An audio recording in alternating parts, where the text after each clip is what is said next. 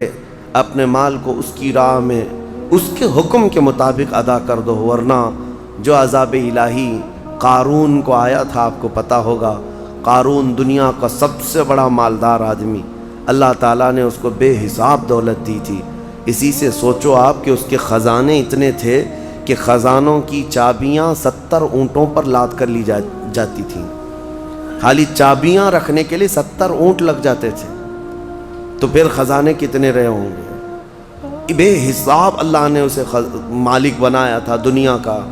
لیکن جب زکوٰۃ کا حکم آیا حضرت موسیٰ علیہ السلام تو اس نے آنا کانی شروع کی کہ ایسا اتنا مال چلا جائے گا، اتنے خزانے تو زکوٰۃ میں جا رہے ہیں۔ موسیٰ علیہ السلام نے اس کے لیے رعایت کی درخواست کی تو رب تعالیٰ نے کتنی رعایت کی پتہ ہے؟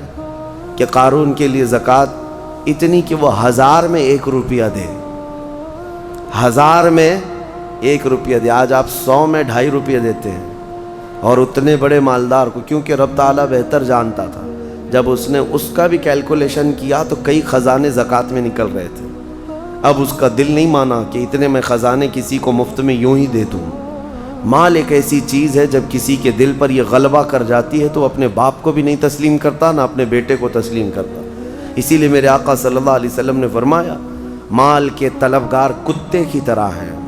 کتا جو ہے مردہ کھانے کے لیے جاتا ہے، پورا بیل کھا تو نہیں سکتا لیکن دوسرے کتے کو برداشت بھی نہیں کر پاتا، کھاتا تو نہیں ہے پورا، لیکن کوئی دوسرا کتا آئے تو بھونکنے لگے گا، دانت نکالے گا، اس کو چیخ مارے گا۔ یہ حدیث پاک میں مثال اللہ کے حبیب نے فرمائی ہے کہ دنیا کا طلبدار کتے کی طرح ہے، اور دنیا مردار ہے۔ اس مردار کو کھانے کے لیے جتنے جھپٹ پڑے ہیں وہ اپنے سگے بھائیوں کو بھی اپنے کاروبار میں برداشت نہیں کر پاتے، شریک اس کو پارٹنر برداشت نہیں کر پاتے۔ میں یہ عرض کر رہا تھا قارون کے متعلق، اس نے موسیٰ علیہ السلام پر زنا کی تہمت لگانے کا ارادہ کر لیا کہ میں ان کو ڈیمیج کر دوں گا تاکہ پوری قوم میں ان کی امیج گر جائے، ختم ہو جائے۔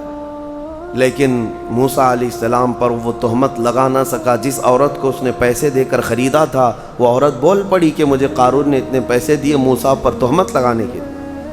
حضرت موسیٰ علیہ السلام کو جلال آیا، آپ نے صرف اتنا حکم کیا کہ اے زمین قارون کو نگل جا۔